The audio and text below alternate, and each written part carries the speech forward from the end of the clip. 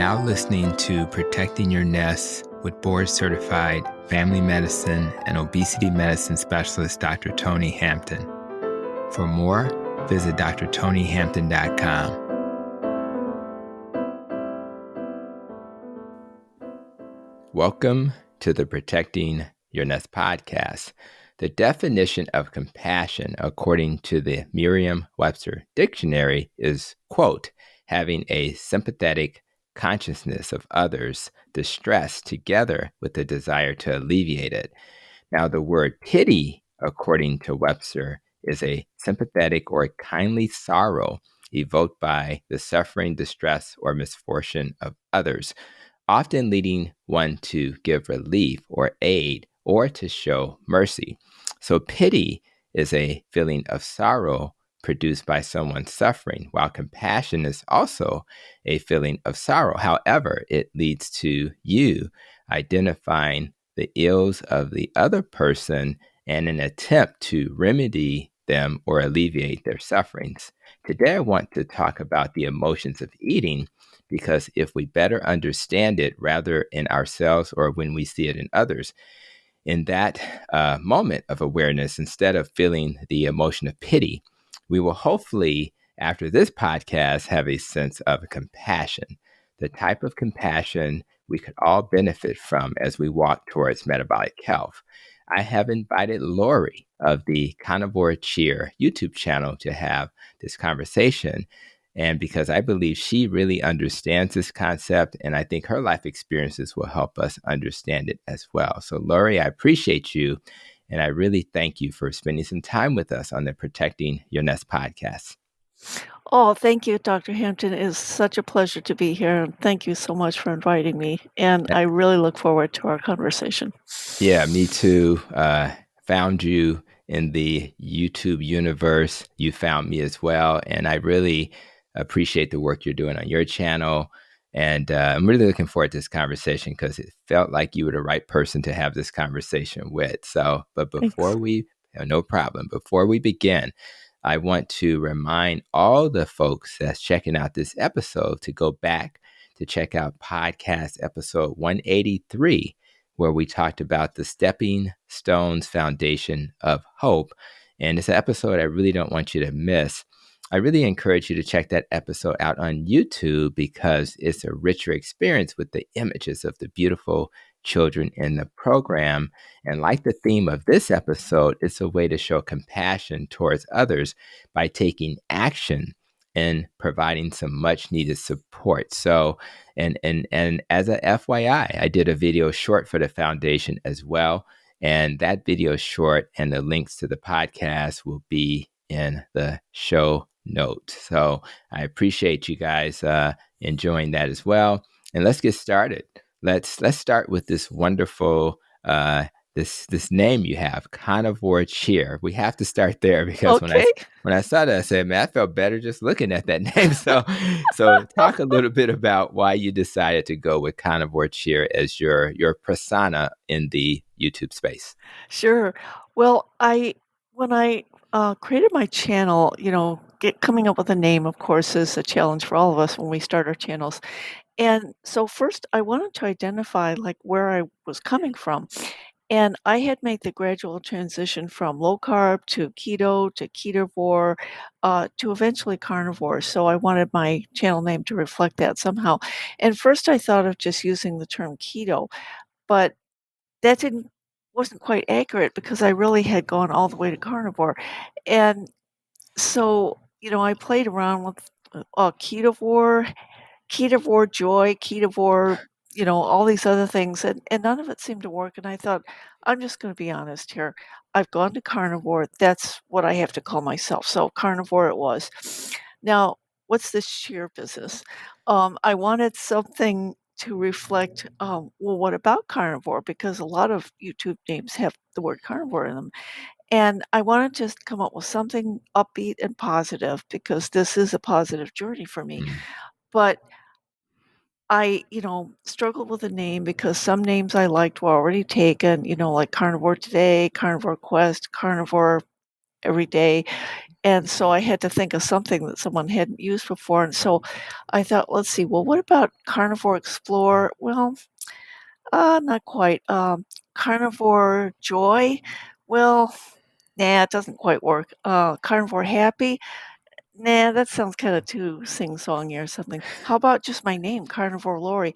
Nah, sounds boring, there's millions of Loris in the world, and I thought, "What term can I use where we talk about how we kind of cheer each other on and encourage each other and support one another?"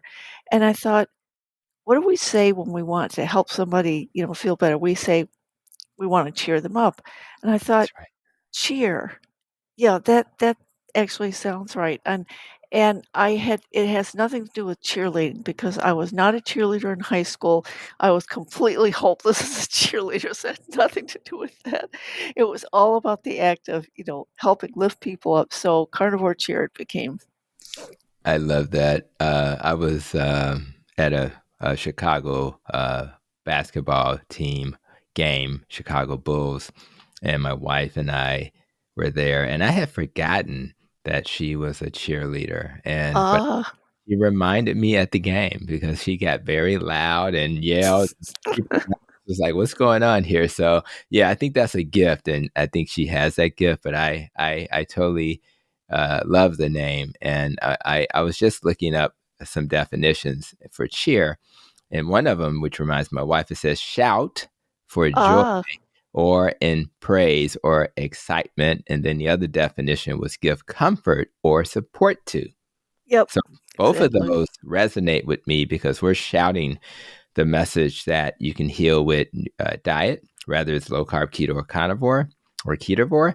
And we're also providing support to each other, which is why I really love to have these conversations because we're kind of supporting each other, but more broadly, we're supporting the community of those who are out here trying to make these lifestyle changes. So that's Yes. that provides the clarity I think we need. And now we want to get to know you. I love getting to know my guests through this podcast. And I always like to start with talking about, where you were born, how a little bit about growing up, and maybe now, where you live now. Sure. Well, I was born in Evanston, Illinois, which is, I believe, just northeast of Chicago. And we were living in Kenilworth, Illinois at the time. I Mm. was born on a snowy January night, and my mother told me that I was almost born in a taxi. Um, and so my father's job had taken us to the greater Chicago area because he was transferred out to the Midwest, so he was handling that territory at the time. So, I don't remember much about living in the Chicago area because we moved to Omaha, Nebraska when I was about 2 Mm. and a half, and my father served a sales territory there, and then we went, um for a while, we went back to New York City where my father managed a very busy sales office there, and then he got transferred back out to the Midwest, so we lived in Kansas City, Missouri, and then Des Moines, Iowa, and, my father died when we were in Des Moines when I was 16 years old, and then my mother decided to take the family back to upstate New York where she was born and raised, and so we moved back there, where my aunts and uncles were, and, my mother, lived only another year, and when I was 18 years old, she passed away, um, and her family was nearby, so that was somewhat of a comfort to her. So I went to college in Buffalo, New York, which has some really horrid weather, but, I started to root for the Buffalo Bills when I was there, and, I, went back to Rochester, started a job, as, an technical editor in a, company, and I started grad school at Rochester Institute of Technology and got a master's degree in training design and, got my first actual technical writing job working for a telecommunications company, and so I've been doing technical writing ever since, and I'm still doing it now, still working full time, even though I'm over 70, I'm grateful to be healthy enough to work full time. And so I got a job offer to come out to Northern California And so that is where I live now. I live just north of San Jose, California, and, that's where I'm working to this day, and I live there with my 2 cats.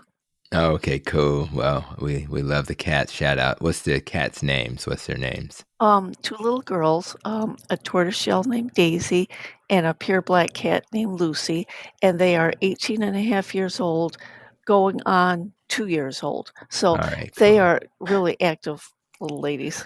Yeah, I'm sure. Well, I'm glad you have them in your life. I think pets bring joy to us, and I didn't realize that you started your journey so so close to me. I'm more in Oak Park and Evanston are so Uh, similar. uh-huh, It's really Oak Park, Evanston, and Hyde Park, which is uh-huh. in the city, more of a division of Chicago, that are similar in that they're very diverse, they're very uh, more progressive, and very great suburbs. Very, just great places to raise families. So when you said uh, Evanston, that really hit me at home, and Ah, it also hit me because what triggered me is when you said Buffalo, New York, but one of our favorite restaurants when we would kind of travel through Evanston was Buffalo Joe's. oh, yeah, Yes. yeah, I've heard Buffalo Joe's, yes. Yes, they had the best wings ever.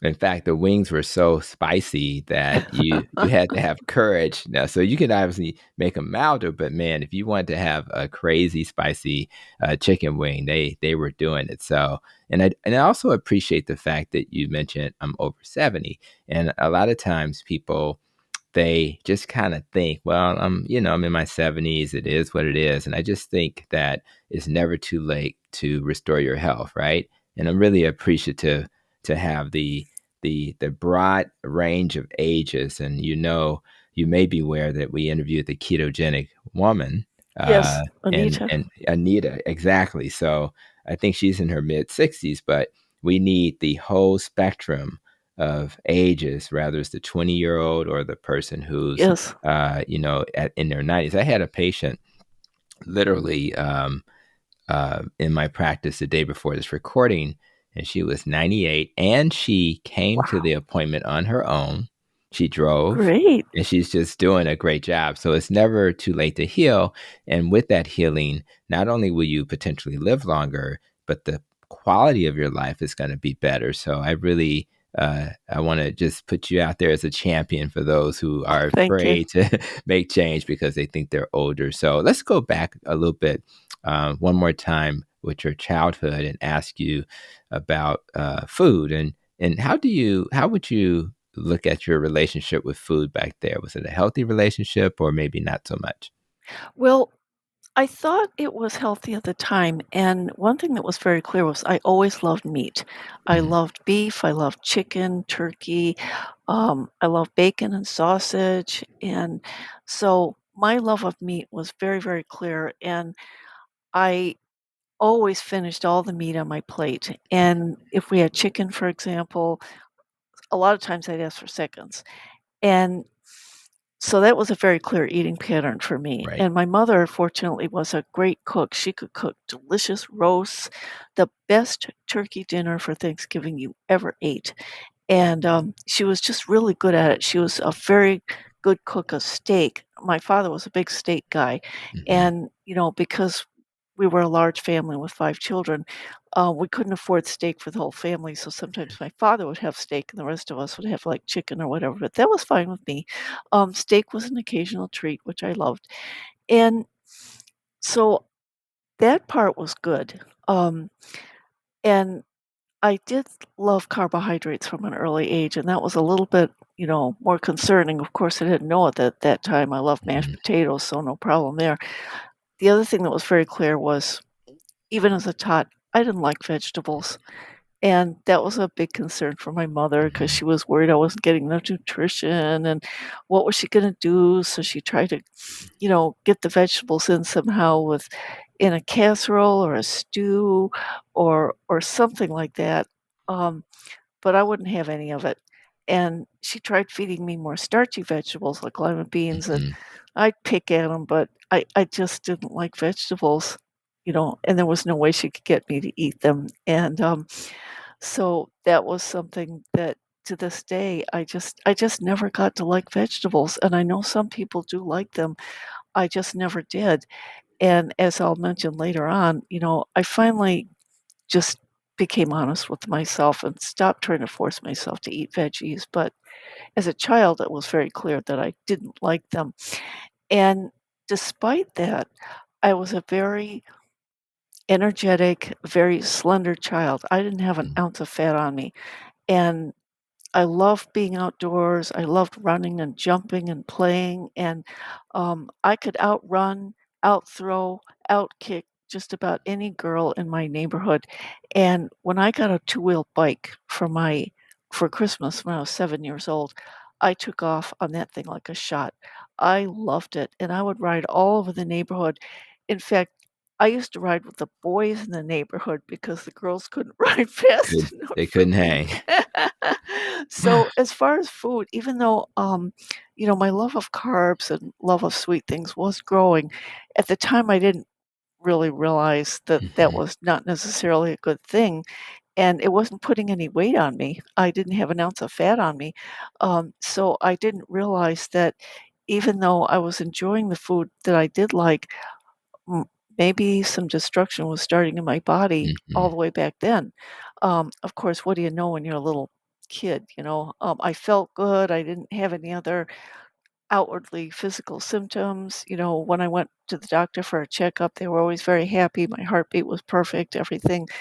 They were very happy and considered me a very healthy child. So, it wasn't until later, until adolescence, that I started to feel that something wasn't quite right because once my body started to go into that change, stage where a mhm, girl's body becomes a woman's body, then I started putting on weight for the first time, and that was very, very upsetting to me, and I developed a pot belly. And that just absolutely horrified me as a young 12, 13-year-old, and that's the time when girls start to feel like they wanna be pretty and mhm, they wanna look nice for boys and all that other stuff, and I just didn't like all this stuff. All of a sudden, my body just didn't seem to fit me anymore.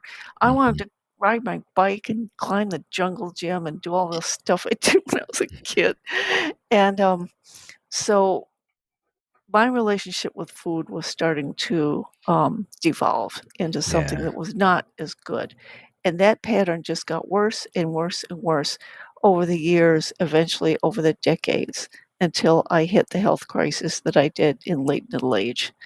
So, it started out okay, and as a little kid, I had no idea that I would end up being so sick when I was an adult. right, right, Yeah.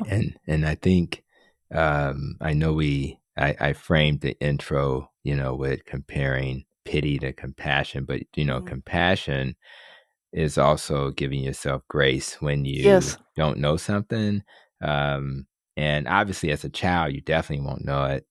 I would give grace to adults who don't know things that we now Yes. know. I would Oh, for give sure. grace to clinicians. There are plenty of really smart people who found their way into healthcare and their intent was to heal people, but we give them grace. We're Yes. compassionate because they don't know. They didn't hear the podcast. They hadn't gone to your YouTube channel. They just don't get it yet. But we give everybody grace. And it was funny how you started your journey even as a child, kind of leaning towards the meat and enjoying that. And although we all kind of the addictive nature of carbs will make us lean in that direction as well. Many of us struggled with vegetables. Trying to get my kids to eat vegetables, the green things, and even today, when I think about my father-in-law who has dementia, you put something green in front of him, he will not eat it.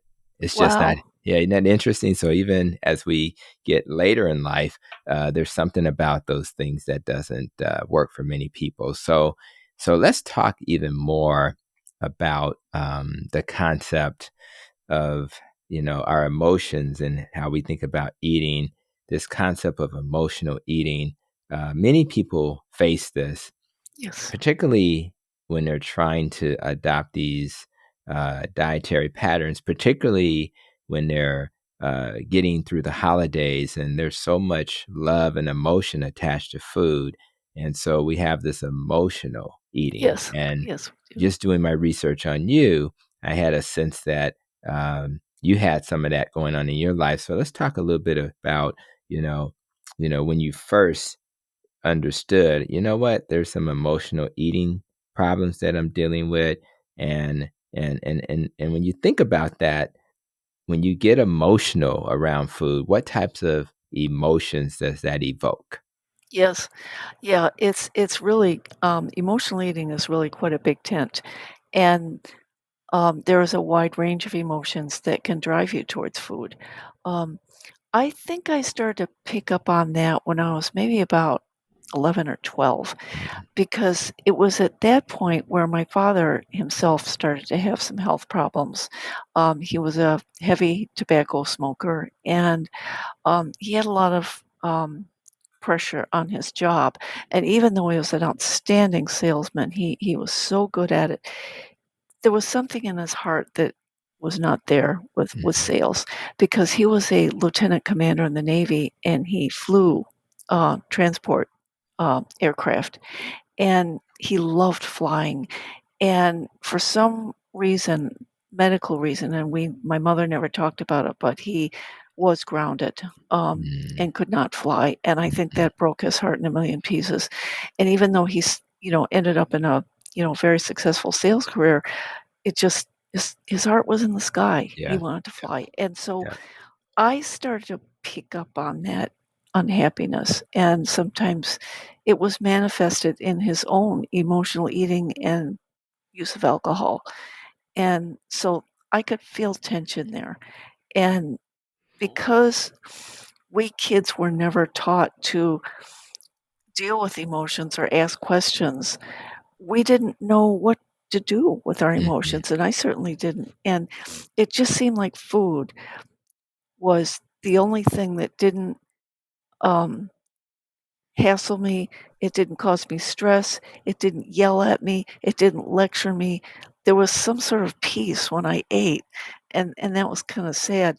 But, the eating that I was drawn to was not healthy eating, even though I still Mhm. love meat and always will, but I was drawn to snack foods, ice cream, cake, crackers, cookies, all the stuff we typically classify as junk food.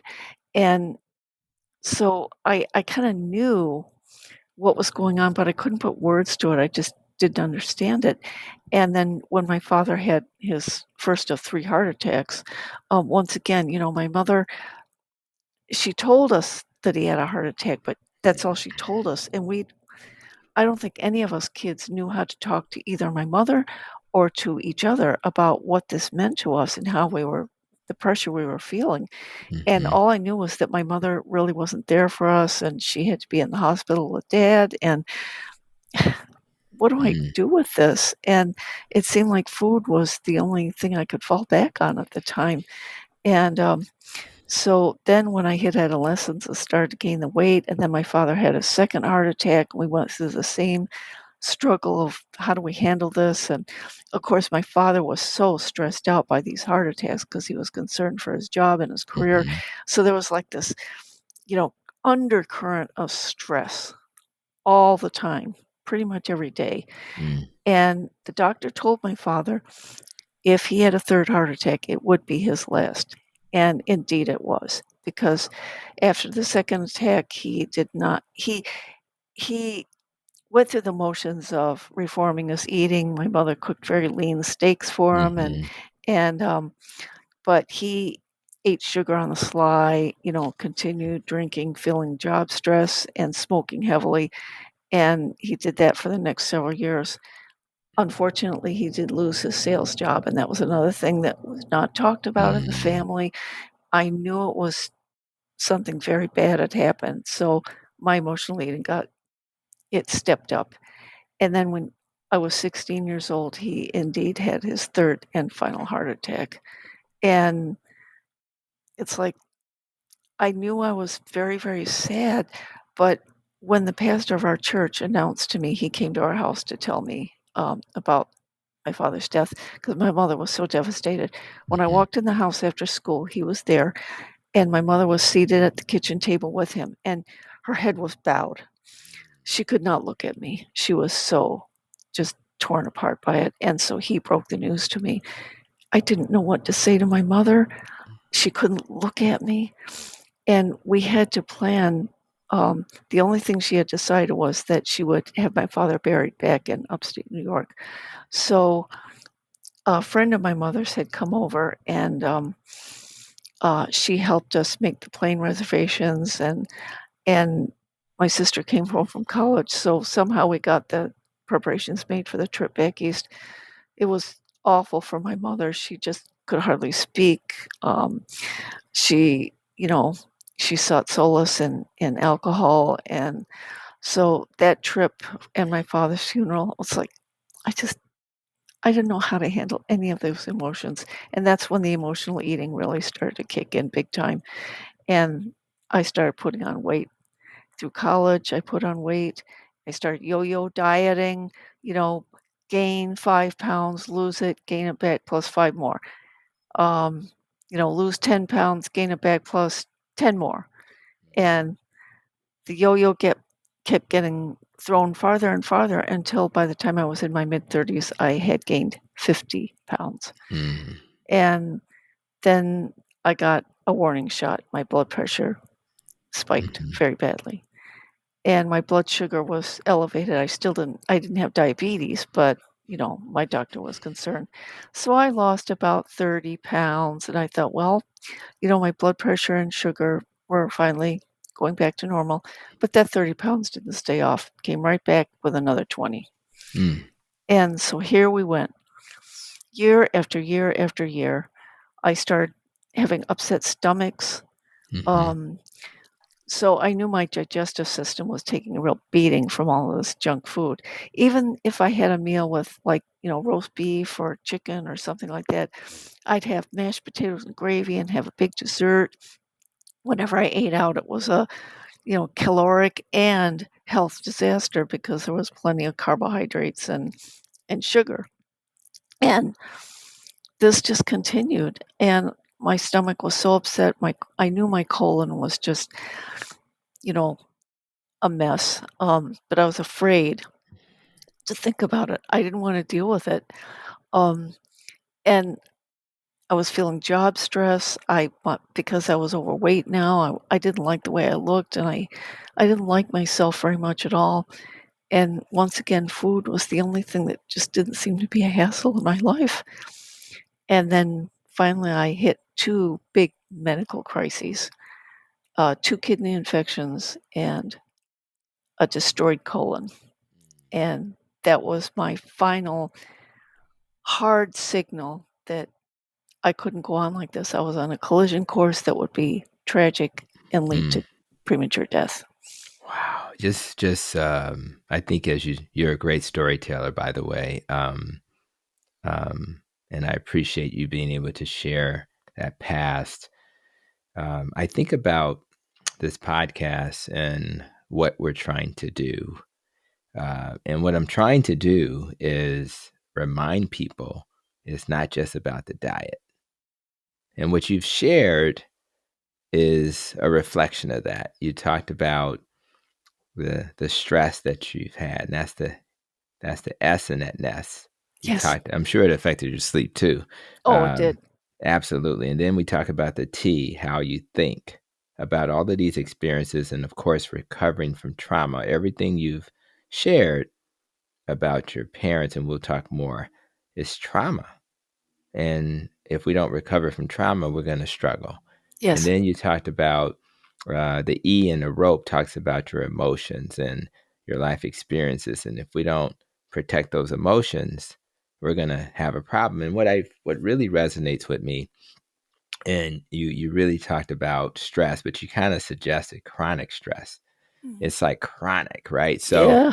And then you're saying, man, all of a sudden we shouldn't be surprised that our blood sugar is higher because stress makes your body gluconeogenesis. You're going to make the glucose because that's the the the sympathetic nervous system saying, hey, there's danger, chronic stress. So we're going to keep making sugar. So it's going to raise our blood sugar. Of course, Yes. all of that sugar is going to cause too much insulin, leading to vessel constriction, leading to inflammation, Oh, yeah. leading to all of those things. So people need to really hear that your blood sugar and your blood pressure are the same problem. It's a disease of the blood vessels because of all this inflammation. And because so many people in the world, whether we're in the US or in other parts of the world, live with chronic stress, we have to then not only make these changes to identify the root causes, the stress, the sleep, the nutrition, etc., but maybe we should test for our risk. And that's why I'm a big fan. I think about your dad and heart disease, but get a calcium score test. You can Yes. start in my health system at the age of 35. You can start getting that test, and you'll be able to predict whether or Uh-huh. not that's your story. And then if you reduce inflammation, you can protect your blood vessels, your nerves, and all of that protecting will reduce the risk that you'll ultimately succumb to a disease that your dad succumbed to. So yeah, so a lot of emotions evoked as you talked. I was just thinking about the nest and rope because you spoke to many of those things. Now, Mhm. then all of a sudden, Houston, we have a problem. You realize we have a problem, right? And then Oh, you yeah. you made a change. So talk a little bit about how you transitioned away from emotional eating. What did you do to make that better? Well, first I had to actually um, Daisy? Yeah, I know Yeah. Daisy's like, I want to join the podcast. Yeah, she does. That's Silly all cat. good. Um, I had to really recognize that this is what indeed I had been doing, and one thing about the emotional eating pattern that I had been going through all those years was that since I didn't have any words to describe it, all I knew was that I was eating when I was sad, I was eating when I was stressed, I was eating when I was angry, I was eating when I felt humiliated. Um, I knew that, but beyond that, I couldn't put any words to it. And I found that whenever any of those emotions hit me, um, the eating part just came on like that. It happened so fast.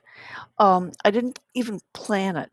Um, so I could be in a restaurant having completed 3/4 of a very fattening meal before I realized, yeah, I was eating out of anger or whatever. Mm, Or I could be home from the grocery store stuffing down crackers and cookies before I even realized that I had started emotional eating. That's how quick it happened. wow. And so one of the things I had to do when I determined this was indeed a problem was I had to find a way to understand what was happening before I reached for the carbs and the sugar. Mhm, I had to put words to it. I had to say consciously, even if I didn't do it out loud, but somehow in my conscious mind, I'm angry, I'm stressed, and I want to eat mhm, mhm, because that was the pattern. And I had to put words to it. And that's what I needed to start doing. And I did start to do that because I wanted to put the brakes on somehow if I could and recognize that and find out why, why do I want to eat right now? And I would have this mental conversation with myself. I'm eating because life really stinks to me right now. I'm so angry. I'm so frustrated. And I would say those things consciously to myself. And mm, I did that, listen, a year ago on a walk. And I just kept saying, I want to eat. Life is so stinky right now. I'm so mm, frustrated. And I noticed I was starting to stomp instead of just walk. And I just kept saying, I want to eat. I want to eat. And so I walked around the block several times. And then I got home and I knew I kept trying to just be very conscious and very mindful. It's like, I, okay, I've got to do something that makes me feel more at peace. What can I do? I can't eat. So I thought, well, maybe I'll just scoop out the cat box and that'll be clean and I'll feel better. Something's cleaner. So I scooped out the cat box and I thought, now what do I do? I still want to eat. And I thought, what have I done before that hasn't been eating that made me feel better? So I went through my DVD library, found some old DVDs that I had enjoyed. I don't mind watching movies and TV shows on DVD over and over again. I can watch it mhm, multiple times. So I picked out a couple of my favorites, popped them in my computer, and watched them. And even though I was still in pain, I wasn't eating. And I felt some relief for that. And so I got through the rest of the day, and finally I was able to go to bed at night, and I had not succumbed to food. And thank goodness. Yeah, man, it's amazing how some people um, look at your story and say, "What's the big deal? It's just food." And then other people, it's like, their whole life is challenged because of that. So Yes. maybe if you could reflect, I know you're not like Dr. Georgia Ede, and I want to do a shout out to Dr. Georgia Ede, psychiatrist. Oh, yes. Um, wonderful book. Should be out, if not when this episode is dropped or shortly after. Change your diet, change your mind. And Dr. Georgia Ede is an amazing doctor who understands the benefit of diet as we try to keep our mind healthy. But so I know you're not Dr. Georgia Ede in terms of your training, but I'm curious, why do you feel so many people are challenged with emotional eating, and how can we then start to learn to eat to live, eat for our health instead of having Yes. this emotional eating? What's your thoughts on that? Well, I think that um, we have learned just in recent years a lot more about the addictive nature of many of the foods that we Mm, reach for when we eat emotionally.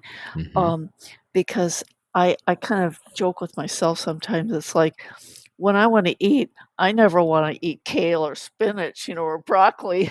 It's always the carbs and the sugar. And we right. know a lot more about that now. Sugar is extremely addictive. Mm, mm-hmm, And a lot of foods are made to be attractive enough to have people feel drawn to them, to want to keep eating them and eating them and eating them. And of course, years and years ago, I knew none of this. A lot of us knew none of this. mm-hmm, So emotional eating has, in a sense, has been made more harmful by the fact that there are some foods that just once you start, you just want to keep consuming them. And the potato chip companies were right. Bet you can't eat just one." They knew exactly what they were talking that's about right. because once I open a package of cookies, game over. I Mm-hmm, can't just eat one. And, mm, you know, that was not a normal pattern, and that part I knew, but it's just that I didn't realize that there are, very addictive, properties to many, many foods. So I think that has made the emotional eating issue very, very difficult for a lot of people. And another thing that I think is making emotional eating something that is hard for people is that we don't have compassion about it. mm-hmm, A lot of people do not understand why someone just eats all the time. right. And, you know, they may have been eating their trauma away, eating their pain away, eating their anger away. They might have Mm, been humiliated. They might have lost their job. They they're in pain and they're eating because they're in pain. And that is where the desperate need for compassion is because so many people are very judgmental about people who are overweight. And that's a burden that I carried. I was convinced that everybody thought I was just fat and lazy. mm-hmm, And all you have to do is just stop eating the junk food. mm, Don't eat the garbage. Just mm-hmm, don't eat it. And it's like, yeah, right. right. And I had to apply that compassion to myself, which I was not doing. I was constantly yelling at myself for Mm-hmm, how did I gain all this weight? I look like a slob. I'm wearing plus sizes now. I was careless and lazy, and goodness me, I was so hard on myself. And this happens in the wider world of emotional eating. So how do we, you know, shift the focus from eating away our pain and misery to seeing eating as something to build our health, build our mm, strength, build our peace of mind? And, I think that for me, it was, um, I had to start seeing the truth of food for me, Mm, and that meant that I had to look back and say, "I loved meat," and now I'm hearing a lot of anti-meat messaging, and I know that meat is a choice that people can make, and there are people who have decided to go vegan. I respect that choice, but it was not the right choice for me, and I loved meat, and I kept denying that. I loved good, nutritious, real butter, but all the anti-fat messaging was telling me, "Oh, butter's bad, saturated fat," and so mhm, I tried to force margarine down my throat. Ugh, I hated margarine, still do, and, you know, "Eat your greens," and I felt extreme frustration every time I heard the word leafy green vegetables, mhm, because I didn't like leafy green vegetables, and I felt I couldn't be honest with myself, but that is exactly what I needed to do, and I think people need to feel that it's okay to look back at your food preferences and find where the healthy side of that is, and for me, healthy meat, healthy unprocessed fats and proteins were my answer. And I heard someone say, and I don't know where this statement came from, but let food be thy medicine. And mhm, for me, it was like, let food be thy truth. And so by being honest and giving myself permission not to like vegetables, it was okay. That was never going to change.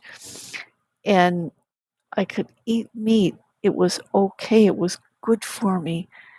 And that is eating for health for me. mm, And if people can feel comfortable with what helps build their strong bodies and what helps build their mental strength, then they can still enjoy eating.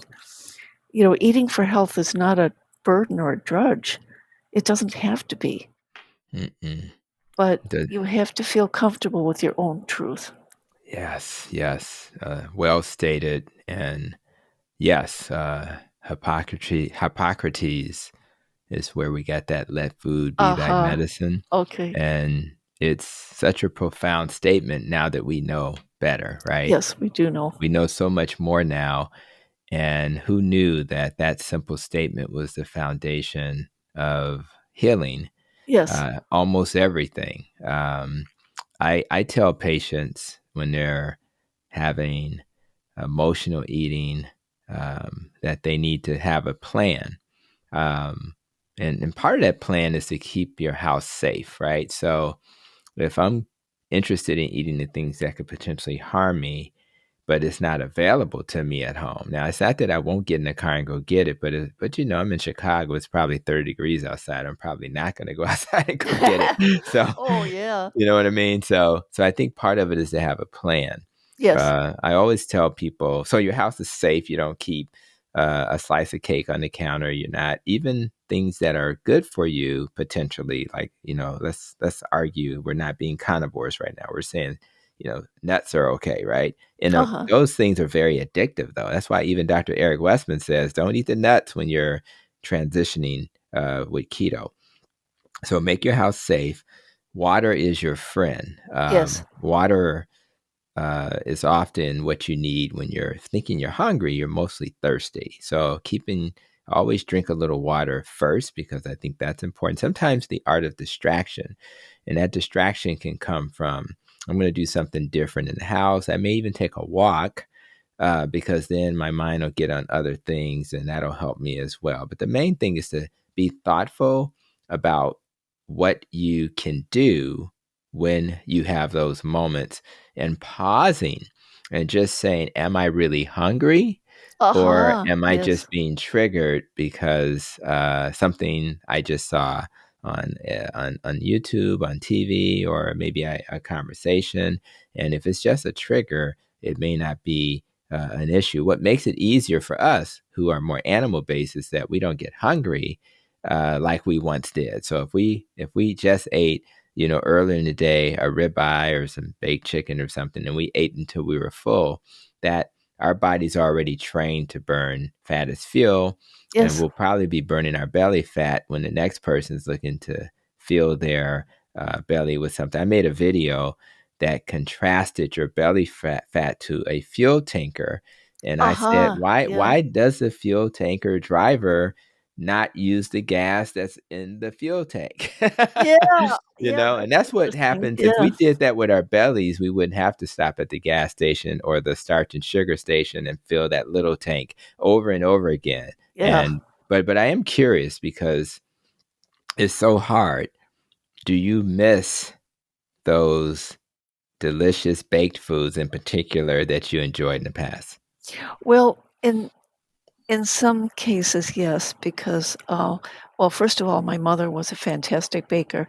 Mhm. She cooked, Mm, oh, just mouth-watering chocolate brownies. She made the best lemon meringue pie you ever ate, mm, and so I have memories of that, but I don't really get triggered by those memories, but sometimes when I'm in the grocery store and if there's a special cake or pie display that I have to walk past, I try to get away from it as fast as I can because, um, you know, cake, chocolate cake with lots of frosting and, delicious rolls right out of the oven, that stuff is, what fond memories are made of for a lot of people. But I I have to understand, and I tell myself this, and I try to do this with compassion for myself. It's like, mhm, yes, those were wonderful foods, but to me, they're off the table. They're mm, poison for me now. mm, They hurt me. mhm. And so they're just off the table. I have to eat things that don't hurt me anymore. Right, and it Yeah. makes sense because if if you think about what food is, my definition of food has evolved, right? And so if I let's think about that cake, for example. My brain now understands that some of the ingredients in the cake is not really food. The eggs are definitely food. Yes. The butter, definitely food. Yes. But the flour, Oh, yeah. that's not food. That's not No. food. That's No. poison. The sugar is definitely not food. So I think it's important as we evolve and we create awareness about what food really is. Yes. That'll help you to not be as tempted by that item that's in front of you because you'll realize if I'm going to put the right, going back to the analogy of the fuel tanker, if I'm going to put the right fuel in my body, Yes. then I I will not have a high functioning body if the fuel is not the premium gas. Yes. If I have a highly, efficient sports car, it's not going to run very well on that cheap, that regular gas. I got to do that super Yes. highly efficient, and if I do that for my car, I better sure do it for my body. Oh, yeah. You know what I Yes. mean? So I just think that's a way of looking at it that provides some much needed perspective as we think about food. I want to circle back just a little bit. I know you mentioned some of the medical conditions, the infection. You talked about your colon, and that led to a proctocolectomy. And I don't, so let's talk a little bit about, because sometimes the changes we make are inspired by what we are trying to fix or overcome. So I'm curious about maybe a few more thoughts about the medical conditions you suffered through and were able to improve. And just as curious about what the heck is it like to live with having had a proctocolectomy? Sure. Well, the kidney infections, I had 2 of them. Um, Hmm. my right kidney, there was a huge stone that developed, and the stone Hmm. became infected, and when I had a scan and they saw the stone, they were just astonished how big it was, Hmm. and the fact that it had become infected was, a huge problem. So I had some kind of a drainage stent, some sort of thing to help drain the infection out, and then I had to come back later and have the stone actually, um, some way they explode it and break Oh, it up so yeah, it they can break pass it out of up. your Yeah, body. yeah, yeah. And so the Uh, first kidney infection I had, I did lose some weight, and I actually started to, cut back a little bit on the carbs and sugar, but that didn't last long because I just didn't have everything I knew. I didn't have the self-awareness or anything, so the weight started to come back, and not to the extent where I was, over 200 pounds again, but it was coming back. And then mhm, 9 years later, I had a second kidney infection, another big stone got infected, but this time the infection got into my bloodstream and my blood pressure dropped.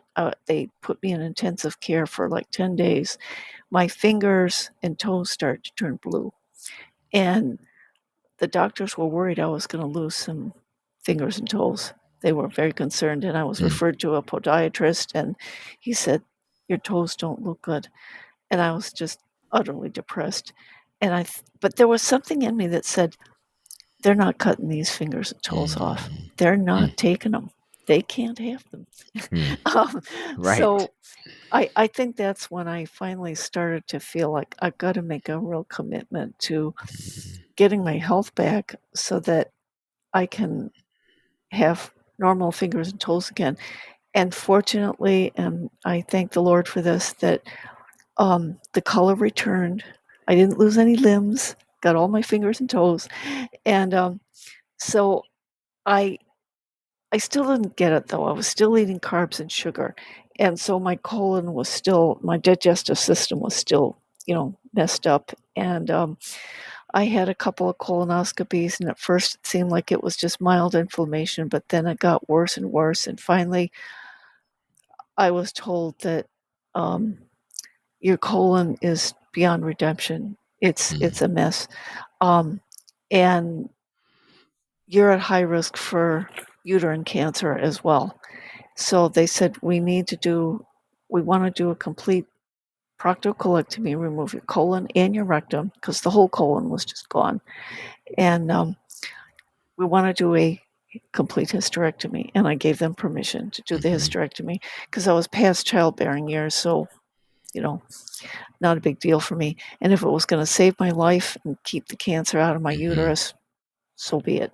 Yep. And so I had a 9-hour operation, and it was after the colectomy that Mhm, I finally made a serious commitment to getting my health back mm, because now I had the kidney infections, didn't learn my lesson completely. Now I had another chance. I didn't want to blow it this time. I wanted mhm, a normal life. And the colectomy was, successful. And I now wear a ileostomy bag. mhm, And, I had heard icky stories about, oh, it's mhm, terrible. Sometimes it hurts and the bag explodes. And so that was scary to me. But it hasn't been as bad as I thought it would be. mm, It does not bulge under my clothing. So mhm, no one needs to know I'm wearing it. I do have to change it, and I have to drain it several times a day and mhm. then change Sure. it every few days. And so that's, a little bit of extra maintenance that I have to go through, and that's fine. But, I can work full time, I can walk, I can run, and, some people even go swimming and horseback riding Mhm, who wear ileostomy bags. And so it really hasn't been as horrifying as I heard from the stories that people had told before. Um, Now, if I travel on business, I do ask for privacy for I, I ask not to have to share a hotel room because mhm. I Sure. need the peace of mind, That's because I have right. to do this maintenance. And so if I travel with friends and they want to say, oh, let's bunk in, we can fit four of us in a room. Sorry, I Mhm. need my own room. That's right. No roommating.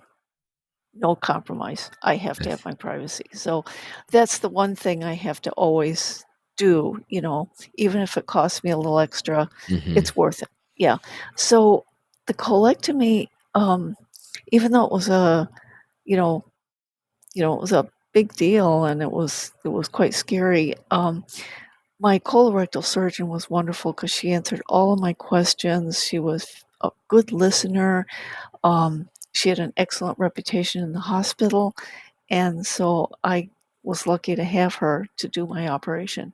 So that helped a great deal.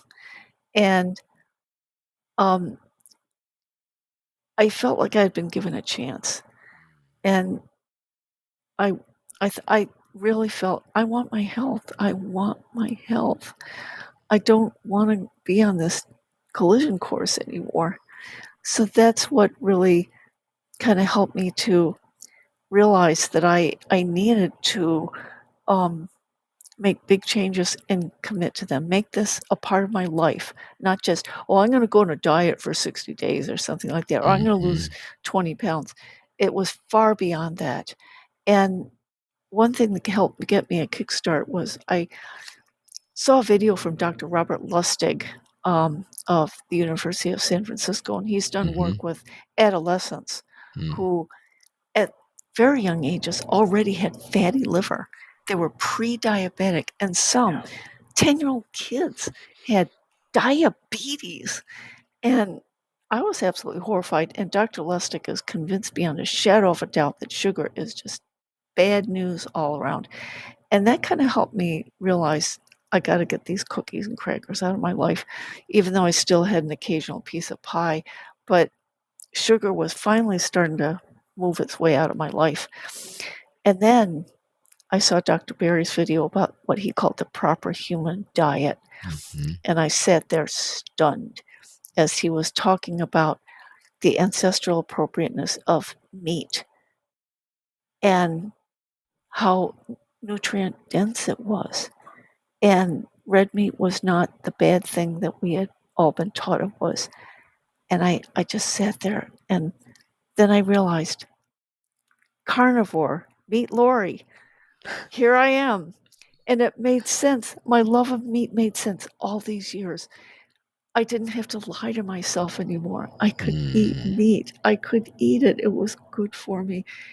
That was like a ball and chain of lies and self deception and self degradation had been cut from my ankle. It was incredibly liberating. And Um, so the wow. carnivore diet was, I felt, the way for me. Now, as I mentioned before, the ketogenic space is a big tent, and people have the right to make the choices that they will work for them. So I want to make sure in my channel, for example, that no matter where you are in that tent, it's big enough for us all. So come on in. There's plenty of room, you know, but carnivore was what has worked for me and will continue to work for me. Yeah, even as I've moved towards carnivore personally, and because I've been introduced to the carnivore community, I have met people like yourself. So it has kind of moved some of my guests toward those who are carnivore. But let's be clear, I have most of my patients are not carnivore. I'd Yeah. say 95% aren't. Yes. And they do low carb, they do keto, some do other dietary patterns. So for those who check us out, have no fear. We're not indoctrinating you. We're just trying to. So it's kind of tweaked in that direction. But I certainly love, even when I talk to Dr. Boz, I don't think Dr. Boz is a carnivore. She's more of a keto.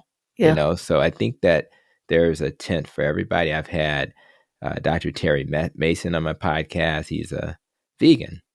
Uh huh. So there's space Yes. for doing what's best for you, and I think that's really important because again, we want to be compassionate people who give people the opportunity to live their truth, and whatever that looks like for them is what we want to focus on. So Yes. now now staying the course um, is challenging. Yes. um, some find it easy, some don't. So um, let's talk about what you think is the foundation for you being able to stay the course. What's allowed you to hang in there and not get tempted by that cake and these other things that we have in our environments that tempt us. Yeah, the thing that I has been helpful to me is I had to realize that I had I had much unresolved grief to deal with. Mm-hmm. Um, there were things that I had been eating about that happened so long ago, but I never grieved properly for those losses. And for example, when I was 25, we lost my older brother. He was 29 by suicide. Mm-hmm. And he had lost his battle with despair over his own alcohol addiction.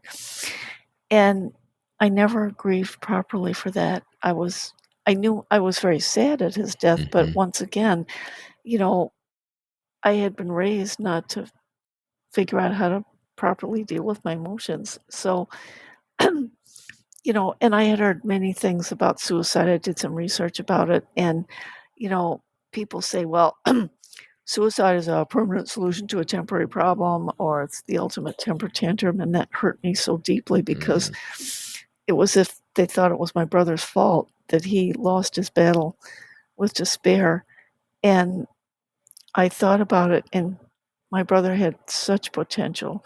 He wanted to get a PhD in industrial psychology and work as an industrial psychologist for business and industry. And I thought, what a wonderful occupation that would be for him. Mm-hmm. And he never achieved that goal. He just lost his battle with despair. Mm-hmm. And so there was a lot of grief about that. When I was laid off from different jobs over the years, even in high tech, which is, people think that's a pretty recession proof type of employment. But, I've been laid off from tech jobs. And once again, I never really was compassionate with myself about that. I thought, well, what did Mm-hmm. I do wrong? What did I do to make that happen? What could I have done to prevent that? It was always, where did you screw up? And, perfect scenario to eat. And Mm-hmm. so, I needed to recognize that, um, not to feel sorry for myself, but in many ways, I've had a pretty tough life. Um, I've been on my own as an adult since I was 18 years old. Mm-hmm. And, you know, dealing with the suicide in the family, having to support myself all these years, and just going through the reflections on what my parents went through, the stresses my father felt, his constant stress over having a bad heart and things like that.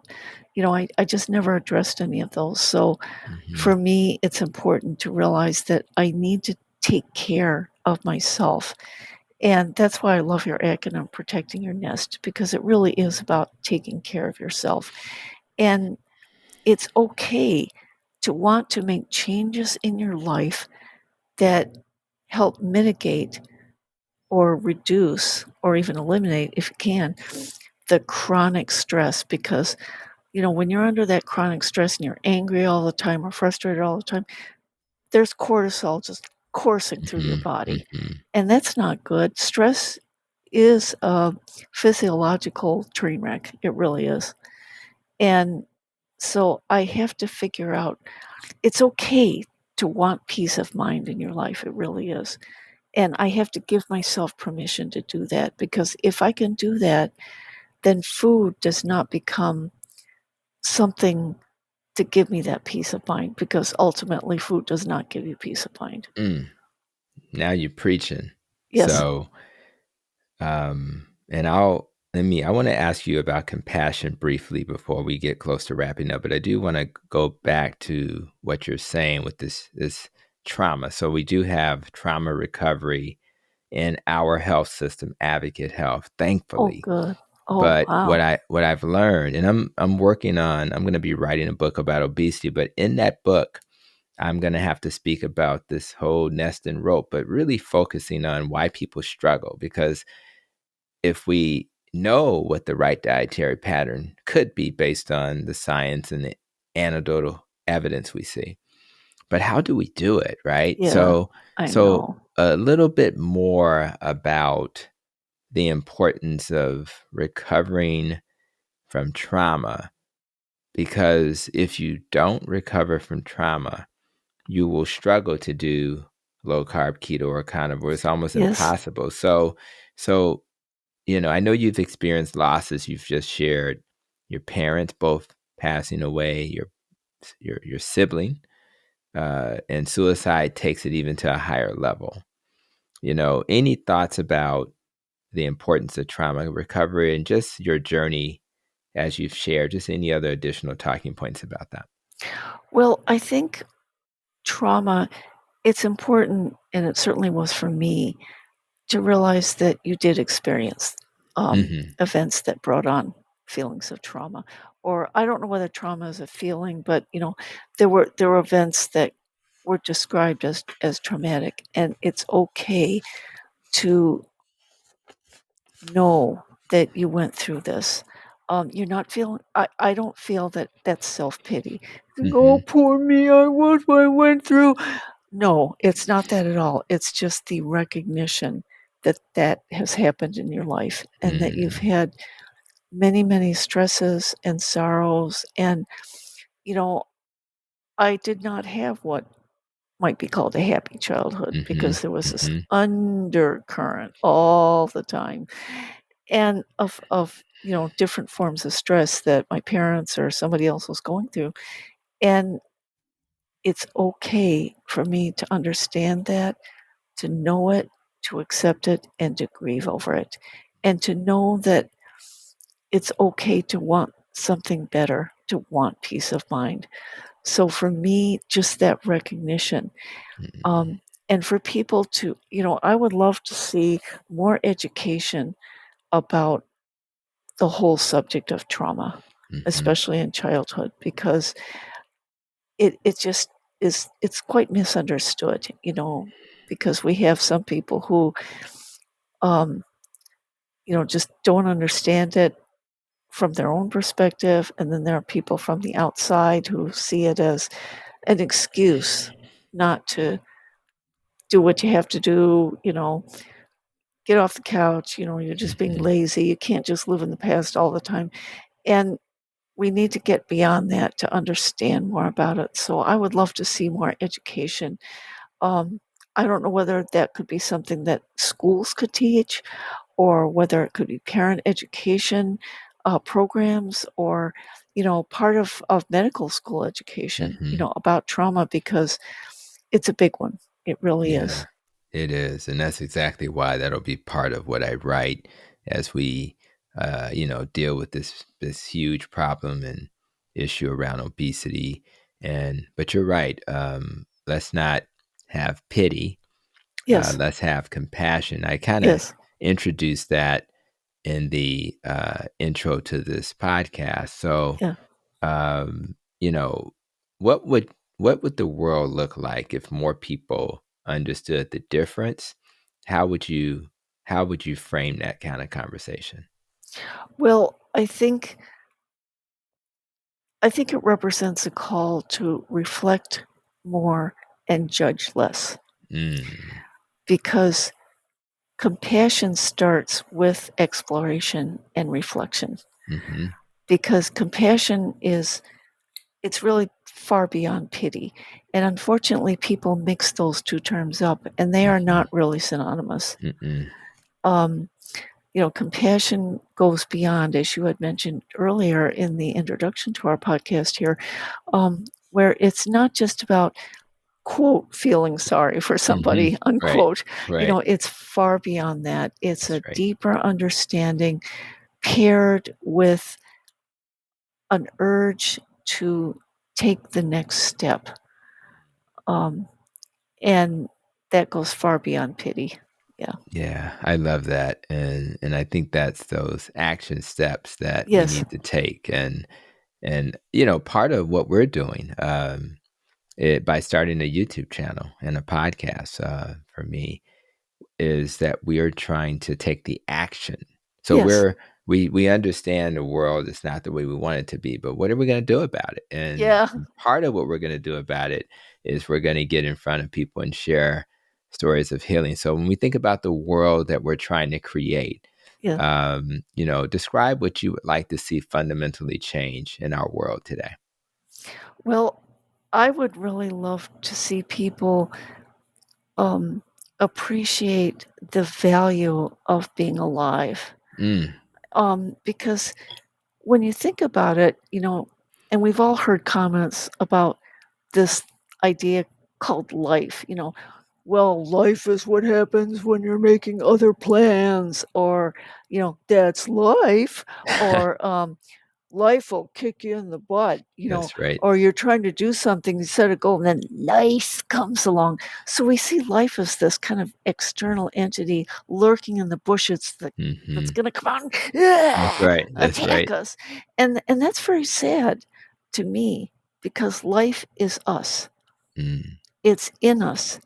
And I believe in a creator that I call God. I pray to that God, and I believe that that God is within us, all of us. mm, And that is a power that we have to be life, to be life as best we can make it, to honor our creator and honor one another, and we have to stop thinking about life as this right. thing we have to deal with, lifezilla, um, that's a very tragic and destructive way to look That's at right. at our our being on this earth.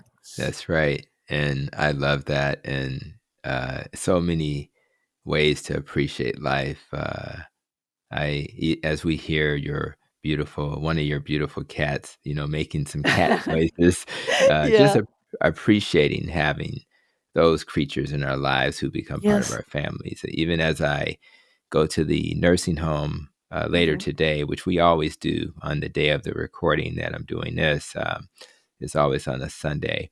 And we do it on other days, but Sunday for sure. It's, just appreciating that we have a space Yes. where he can get the support he needs, which honors what we needed as well. And even to the degree when things are not perfect, we're still grateful. Yes. It doesn't matter. Like we try to fix things that are not perfect, but we're grateful that there are plenty of things that are perfect. So I really think that's important that everybody, if you've made it to this point in the podcast, when you finish this episode, let's think about what you can be grateful for. Uh, and you made and all my older patients say this, much older than you, and they'll say, "I'm just happy I woke up, doc." Well, yeah. And and when I was younger, I was like, "Is that it? Is that all you got for me?" But yeah, that's enough. That's enough. So, and I sometimes wake up and say, "Huh, I'm still here." So let's wrap up with my classic question, which is how you plan to protect your nest. So when you think about the things that I share on this podcast, what areas do you plan to give additional focus over the next 12 months?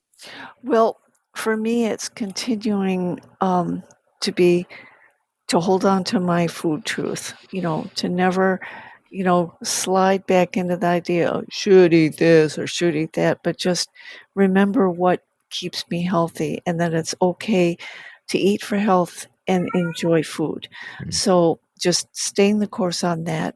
Um, the other thing that I need to do, and I don't say this to lecture myself, but it's just, you know, going to help me, is to, kind of keep moving. I work in an office, so, I have to sit most of the day, but there are ways that I'm looking at to try to just move as I sit, move my hands, move my arms. I've got some 3-pound weights that I can lift, things like that, just to keep moving, and um, to get up and walk, even with the deadline pressure. I have to, I can't use deadline pressures as an excuse not to take care of myself, um, or I'm going to slide back into the path of destruction again. So just kind of keep moving, twist my ankles around, lift my heels up when I'm sitting at my desk, things like that. And for the S part, the sleep and stress part is, yes, I have to make sleep a priority, and I have to remember that it is okay for me to want less stress in my life, and to make changes, have the courage to make the changes that will make me healthier. So if I'm in a job, for example, that just gets worse and I'm under constant stress all the time, that is not good. I have to make a Mm-hmm. change. Even if it might be tough and it might be frightening, I have to do that. And I say that not to lecture myself, but I'm saying it because I need it for my health and my Mm-hmm. well being. And the T in your nest, trauma, you know, Mm. once again, I have to accept the fact that I did go through a lot of trauma, and it it's okay to want to heal from that, you know. And trauma is not something that we have to just, oh, life is full of trauma, too bad. No, it doesn't have to be that way. And I want less trauma in my life. I want less trauma in everybody's life. I want to envision a world where um, everyone has a home, where there are Mm-hmm. no more tents in the streets, no more living in cars. A car is not a home, a van is Mm-hmm. not a home. People deserve to have a safe harbor that is a real home. Mm. Yeah. So I want to focus on, yes, we need to heal the world. And we start with ourselves by healing ourselves. Mm. Well, self-care is not selfish. I've said that over and over again. Yeah. And what a wonderful way to wrap up this episode. An episode that I really enjoyed because I think, particularly after having the Stepping Stones Foundation episode where we talked about sponsoring a child, this Yes. episode, when we connected and we talked about some of the things we wanted to talk about, it was so appropriate to have an episode like this to kind of, follow that other episode with Father Dennis, who started that foundation. So I really am grateful. Somebody up high must have sent you my way.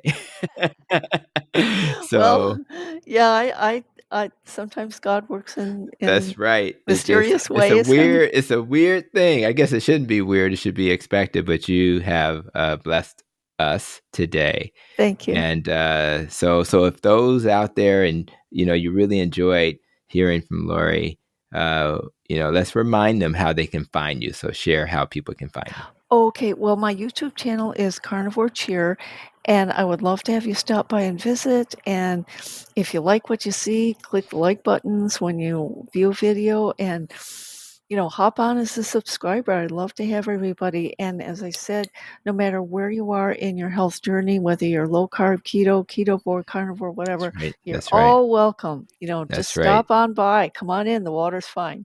That's And right.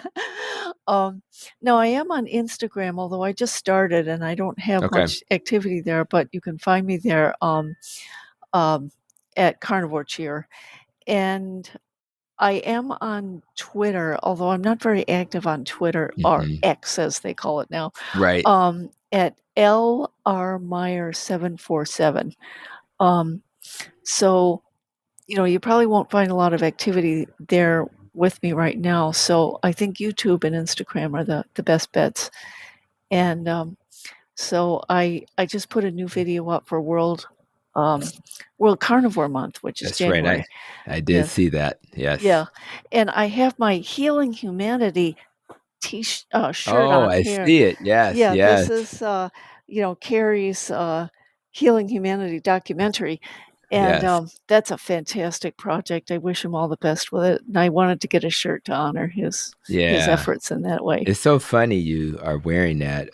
Although I don't have that on now, my wife had asked me last night, you should get the Healing Humanity shirt out. And I forgot, but you did it for me. So we're Okay. good. And then maybe again, I think I'm going to keep the Healing Humanity documentary, How to Support It, link in my notes so Good. that people who are new to this concept, and I'm so happy you shared it, will have a chance to support it. Again, there's a new documentary on Netflix. I don't remember the name, but it's another plant-based documentary, and we're okay with that. We need to have discussion, but Yes. if we don't balance the discussion with an Yes. animal-based documentary, we are really not honoring the people who would benefit from that. So thank you so much, Lori, Oh, for coming to this podcast, sharing your perspective. It was really a gift.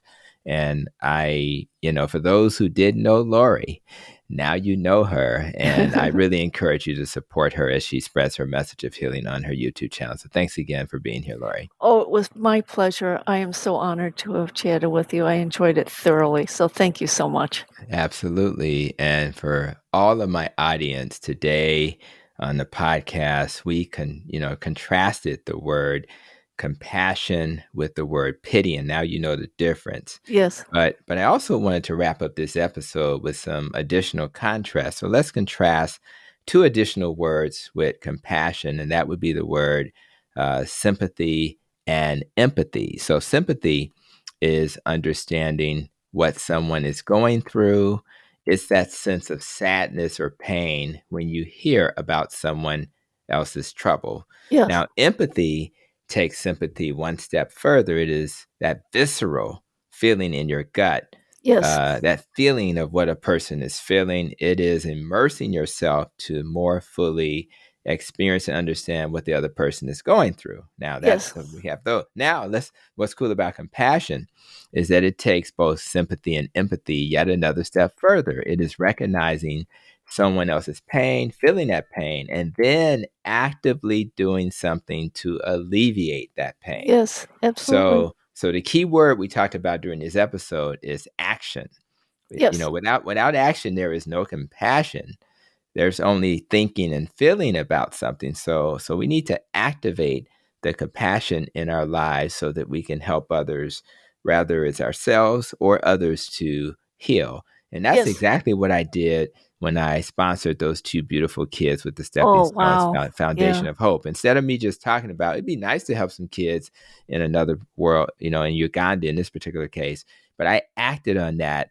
Yes. So it was my compassion, now that you know the difference, that led to that. So as we conclude this episode, I want you to not only have compassion for yourself, but for others who may benefit from your compassion. Helping to alleviate the pain or suffering of another person can be as simple as providing support when Yes. someone is blaming themselves for not sticking to their dietary pattern for the new Yes. year, or just saying a word of encouragement when they are struggling in a relationship, because so many people struggle in that area as well.